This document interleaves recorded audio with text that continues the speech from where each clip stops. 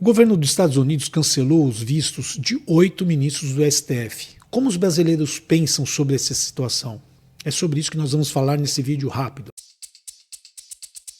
Olá, eu sou Marcelo de Giuseppe, cientista político e aqui sócio do Instituto IBESP. Estou gravando um vídeo hoje para fazer um comentário, uma análise rápida sobre a última pesquisa que nós realizamos, onde nós pontuamos várias questões brasileiras da modernidade, agora da sociedade, para entender como os brasileiros pensam sobre o que veio acontecendo no Brasil. E um dos pontos foi a questão do cancelamento de 8 vistos dos ministros. Nós só não tivemos cancelamento do ministro André Mendonça, do Cássio Nunes e também do Luiz Fux. Os outros ministros tiveram seus vistos cancelados. Isso traz problemas para você, de repente, falar assim, Paulo, qual o interesse da pessoa ter um visto nos Estados Unidos? Às vezes ela pode ter uma palestra a ser realizada, às vezes ela pode ter negócios, às vezes ela pode ter imóvel, interesse de ir para a Disney, interesse de que um filho faça ali um curso superior nos Estados Unidos, ou ele mesmo faça um curso de aprofundamento. É sempre importante você ter um relacionamento com outro país. Eu, por exemplo, tenho passaporte italiano, meus filhos também têm. É diferente você ter essa possibilidade de morar em outro país do mundo, estudar, e que é uma pretensão que às vezes você não tem hoje, mas poderá vir a ter um dia.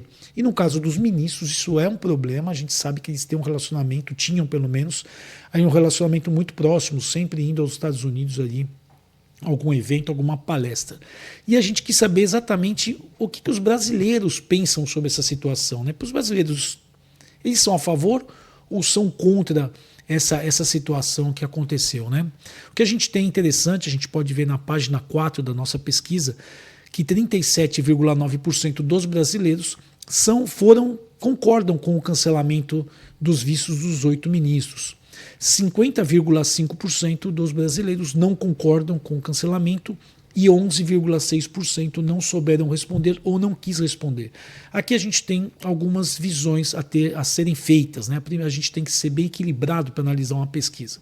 Primeiro ponto em relação 11,6% não saberem responder ou não quiseram responder sobre esse assunto. Esse é um dado que, na minha visão, é um dado muito baixo. Por que eu digo isso? As pessoas normalmente numa questão assim social, numa questão que está fora do alcance delas, elas realmente têm dificuldade de ter uma opinião. Mas como a gente percebe aqui, as pessoas, a grande maioria, quase 90%, conseguem se colocar a favor ou contra essa medida. Então isso não é bom quando a gente fala de justiça brasileira, porque as pessoas têm ali um olhar muito positivo ou muito negativo sobre uma instituição. É sempre um pouco complicado. É importante as pessoas, principalmente ali do Ministério do STF, ter um distanciamento da sociedade, não um distanciamento do que pensa a sociedade, mas um distanciamento de imagem, de imagem muito positiva ou muito negativa. Quando a gente fala eu sempre cito aqui o copo meio cheio, o copo meio vazio, quando a gente fala que 50,5% das pessoas não concordam com essa sanção, com essa retirada dos vistos, cancelamento dos vistos dos ministros, é um dado que não me surpreende. Afinal de contas, a gente não gosta, mesmo que às vezes a gente não tenha aquela pessoa, que a gente não tem uma atração, não gosta daquela pessoa, a gente não gosta que ela seja punida. A gente tem ali, olha, merece ser punido, merece, mas poxa, é triste, isso pode refletir nos filhos, nos netos, isso não é bom, Então, para mim, seria natural já ter esse resultado aqui. O que me chama a atenção é que 37,9%, quase 40% da sociedade brasileira, dos brasileiros, serem a favor desse cancelamento. Quer dizer, a imagem do STF ela realmente fica em jogo, mostra que muita gente está insatisfeita com o andamento ali do STF ou de alguns membros da corte. Quando a gente olha aqui por regiões, a gente percebe que a região que foi mais a favor mais concordou com o cancelamento, foi a região sul, a região sul do Brasil, ali quando a gente pensa ali, é uma região que é muito politizada, é a região que mais ali foi a favor do cancelamento dos vistos dos 8 ministros. E a região que foi mais contrária a essa sanção foi a região centro-oeste. É uma região ali do agro, é uma região menor, que a gente tem que tomar um cuidado.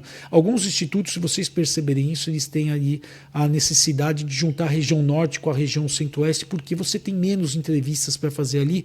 É um dado que a gente sempre tem um pouco mais de margem de erro amostral, mas aqui a gente faz questão de dividir, mesmo que a gente fale, poxa, aqui é um dado que eu tinha que ter juntado, de repente, para ter uma amostragem maior. O meu cuidado aqui é em te explicar isso, né? Ao invés de pegar e te dar um número simplesmente. Mas é importante a gente ter isso porque a gente de repente pega ali algum insight para o nosso comentário, para a nossa análise. Quando a gente olha no microtarget, o que vem a ser microtarget? É a divisão do perfil, a gente entender. Quando a gente pega, e é importante você saber disso, quando a gente faz uma pesquisa, a gente não tem apenas as perguntas realizadas. Depois a gente tem que fazer no mínimo 5, 6 perguntas, 7, a gente faz muito mais perguntas para entender quem é aquele eleitor que está respondendo. Então eu preciso saber se é homem, mulher, qual a faixa etária, religião e por aí vai, né? E aqui, quando a gente vai entender isso aqui, me chama a atenção que as mulheres elas concordam mais que os homens. Aqui, a gente já falou numa outra análise que eu fiz aqui sobre a questão se você não viu ainda, a questão da perseguição de Jair Bolsonaro. Me parece que as mulheres que eram mais refratárias a Jair Bolsonaro, já no estudo, quando a gente fala da perseguição, elas sentem que Jair Bolsonaro está sendo mais perseguida do que os homens pensam. E aqui as mulheres elas concordam mais que os homens em relação ao cancelamento. A gente sabe que o cancelamento está sendo comemorado por uma ala ideológica e criticado por outra, né? Mas quando a gente percebe as mulheres que tinham ali, que foram sempre mais refratárias ao conservadorismo, ali ao bolsonarismo, elas estão concordando mais. A faixa etária que mais concorda com a questão do cancelamento é a faixa etária de 45 a 59 anos. Eu quero chamar muita atenção, aliás, é a faixa que eu estou, né? Eu queria chamar essa atenção aqui, que é hoje uma população economicamente ativa, que está sofrendo demais a questão na questão econômica, a questão de colocação no emprego e por aí vai. E é uma seleção de pessoas aqui são mais politizadas, pessoas que escrevem melhor, que leem melhor que jovens e são pessoas mais antenadas que os idosos. Então é importante a gente entender nessa massa da população que representa hoje aqui 25%, um quarto da população está nessa faixa de 45 a 59 anos. Tá? Então é uma coisa que eu venho chamando a atenção já há um tempo, desse grupo de pessoas aqui. Muitas pessoas prestam atenção nos jovens, e eu sempre falo isso para o político, falo assim, você se preocupa muito com o voto do jovem, sendo que ele representa apenas 12,1% dos eleitores. E às vezes esquecem dos idosos, que hoje já representa 22,9% dos eleitores. Mas essa camada, que é o que eu acabei de falar, eu vou até colocar 35 a 59 anos, que é a camada que mais concorda com essa situação, é uma camada de pessoas que estudaram melhor, não vou dizer que em escolas melhores, mas são pessoas que hoje têm uma capacidade melhor até de conversar com a IA, já saiu um estudo sobre isso, são pessoas que escrevem melhor, sabem se posicionar melhor, são pessoas que estão trabalhando em posições um pouco mais altas, e são as pessoas hoje que estão mais tristes com a situação do Brasil, estão mais cobrando soluções, né? Quando a gente fala de grau de instrução, a gente percebe que quanto maior o grau de instrução, mais concordam com essa situação. Só para vocês terem uma ideia, aquelas pessoas que de ensino fundamental, 33,5% concordam com a retirada dos vistos. Em compensação, quem tem ensino superior, 45,4%. As pessoas, e aqui fica claro também, né? Quanto mais a pessoa estuda, mais ela se informa, de repente ela está vendo o Brasil de uma forma diferente das pessoas que estão se informando menos. A gente também tem a questão do IDG, que a gente sempre fala, que é um índice criado pelo IBESP, que é o Índice de Desenvolvimento Governamental, onde nós criamos um próprio índice para entender ali o nível de renda das pessoas, porque a gente tá tendo dificuldade de confiar de forma muito fiel na questão da renda. Então a gente criou esse índice onde a gente entende qual o tamanho da dependência dessas pessoas, do eleitor. E quando a gente olha aqui o alto IDG, que é aquelas pessoas que dependem completamente do poder público, dependem do social, da saúde, da educação, essas pessoas são aquelas que menos concordam. Em compensação, o baixo IDG, que é aquela pessoa que não tem nenhuma dependência direta do poder público, é aquela pessoa que mais concorda. Quando a gente fala de eleitores que votaram em Jair Bolsonaro em 2022, é interessante que 53,5% concordam com a atuação, contra 40,8% que não concordam. Interessante, então, que teve eleitor que votou em Jair Bolsonaro, 40,8%, que hoje não concorda com essa a ação do cancelamento dos vistos. A gente tem que lembrar que segundo turno teve uma camada de eleitores que votaram em um dos candidatos que acabaram votando em Jair Bolsonaro, que talvez ali não seja bolsonarista, né? Mas mesmo assim é importante entender essa visão. Quando a gente fala de eleitores de Lula do segundo turno de 2022, 25,1% concorda, isso aqui é um dado interessante, o eleitor que votou em Lula concordando, 25,1%, e 63,5% não concorda. Tá? Esse é um dado que está na página 8. Não concorda com essa situação.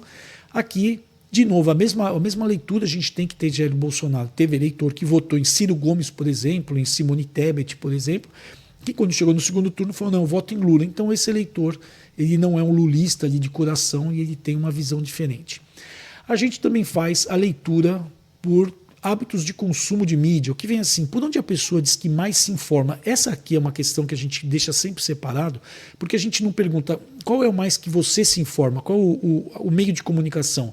A gente pergunta quais são os meios de comunicação, porque eu posso me informar através das redes sociais e rádio.